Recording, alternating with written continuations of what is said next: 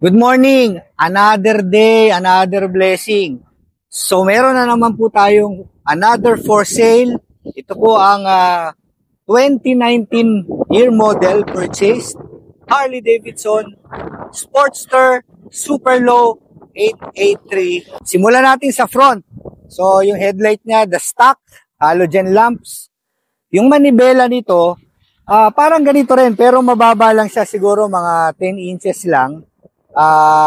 Ito pinalitan ng 8 bar, customized by Heavy Duty Customs. Ito kung di ako nagkakamali, nasa 14 inch. Pero ang maganda rito, kung interesado kayo, puntahan nyo, i-testing nyo, napaka sarap gamitin ito.